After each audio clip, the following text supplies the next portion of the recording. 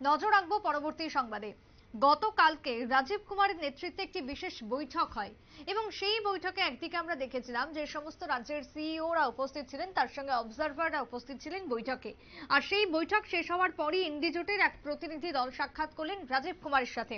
রাজীব কুমারের সাথে সাক্ষাৎ এবং সেখানে ইন্ডি জোটের সমস্ত যে অভিযোগ রয়েছে সেই অভিযোগ তুলে ধরা হয়, কিন্তু উল্টো দিকে রাজীব কুমারের পক্ষ থেকে বা কমিশনের পক্ষ থেকে সেই সমস্ত অভিযোগ এক প্রকার অভিযোগের ভিত্তিতে বিরোধীদের আশ্বস্ত করা হয়েছে নির্বাচন কমিশনের তরফ থেকে। গণনার যে কারচুপি সম্ভব হবে না কোনো রকম ভাবে, তাই এমনটাই জানিয়েছেন জাতীয় নির্বাচন কমিশনার রাজীব কুমার।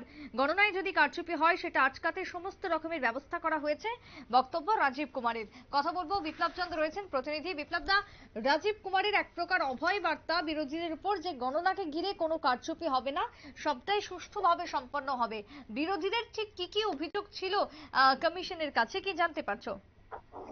দেখো, রাজীব কুমার যে মুখ্য নির্বাচন কমিশনার ভারতের, সেই নির্বাচন কমিশনারের কাছে ভোটের গণনাতে কারচুপি হতে পারে সেই ক্ষেত্রে বিরোধী দলগুলো কিন্তু তারা জোরালো দাবি জানিয়েছিল এবং তার পরিপ্রেক্ষিতে কিন্তু রাজীব কুমার সাংবাদিক সম্মেলন করেন এবং সাংবাদিক সম্মেলনে কিন্তু রাজীব কুমার স্পষ্ট ভাষায় কিন্তু জানিয়ে দিয়েছেন যে কড়া নিরাপত্তার মধ্য দিয়ে কিন্তু প্রতিটি ভোট কেন্দ্রে যে এই ভোট গ্রহণ, সেই ভোট গ্রহণ গণনা কিন্তু অনুষ্ঠিত হবে এবং তার কারণে কিন্তু ভোট গণনা কেন্দ্রের বাইরে, ভোট গণনা কেন্দ্রের ভেতরে থেকে শুরু করে প্রত্যেকটি জায়গায় কিন্তু কড়া নিরাপত্তা ব্যবস্থা থাকবে।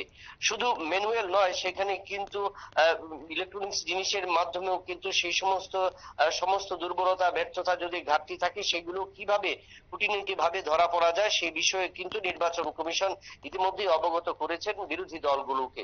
তার পাশাপাশি নিরাপত্তার ব্যবস্থা যেটা থাকছে, সেখানে কেন্দ্রীয় বাহিনী মোতায়েন করা হয়েছে ভোট গণনা কেন্দ্রের বাইরে, ভোট গণনা কেন্দ্রের ভেতরে, এবং তার পাশাপাশি কাউন্টিং এজেন্ট যারা থাকবেন তাদেরকেও কিন্তু বিশেষ নজরদারি থাকবে এবং সেই ক্ষেত্রে সিসিটিভি থাকবে প্রতিটি কেন্দ্রে, ওয়েবকাস্টিং থাকবে এবং মোট কথায় অবজারভার, এবং সেই ক্ষেত্রে ভোট গণনার ক্ষেত্রে অবজারভারও কিন্তু প্রতিটি কেন্দ্রে নিয়োগ করা হয়েছে।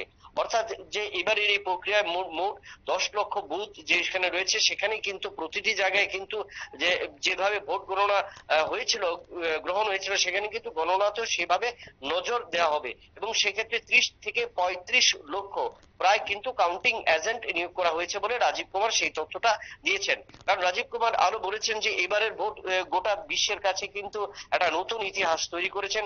প্রায় 46,02,00,000 ভোটার কিন্তু এবারের ভোট গ্রহণে অংশ নিয়েছেন এবং যার মধ্যে একটা সিংহভাগ প্রায় 31 কোটি কিন্তু রয়েছেন মহিলারা। তো সেক্ষেত্রে বলা যায় যে অবাধ এবং শান্তিপূর্ণভাবে যেভাবে ভোট গ্রহণ হয়েছিল ঠিক সেইভাবেই কিন্তু এবার নির্বাচন কমিশন মানে গার্ড বেঁধে নেমেছেন, যে কোনোভাবে যেন কোনো অপ্রীতিকর ঘটনা না ঘটে, শান্তি সম্প্রীতি বজায় রেখে কিন্তু তারা আগামীকাল অর্থাৎ 4 জুন এই যে লোকসভা নির্বাচনের ভোট গণনা এবং সেখানে যে পার্শ্ববর্তী রয়েছে, আসন রয়েছে, তার কিন্তু সম্পন্ন করবেন এবং অবাধ এবং শান্তিপূর্ণ নির্বাচন করার ক্ষেত্রে প্রতিটি জেলার এবং প্রতিটি রাজ্যের যে মহকুমা শাসক, জেলা শাসক, তাদেরকে কিন্তু তারা নির্দেশিকা পাঠিয়েছেন এবং সেই নির্দেশিকা অনুযায়ী কিন্তু গোটা দেশের প্রত্যেকটি ভোট গণনা কেন্দ্রে কিন্তু কড়া নিরাপত্তা ব্যবস্থাও করছে এবং বিশেষ করে কেন্দ্রীয় বাহিনীর উপর সবচেয়ে বেশি জোর দেওয়া হয়েছে এবং তার পাশাপাশি ওই সমস্ত রাজ্যের যে সমস্ত নিজস্ব বাহিনী রয়েছে তারাও কিন্তু সেই সমস্ত ভোট গণনা কেন্দ্রে মোতায়েন থাকবেন।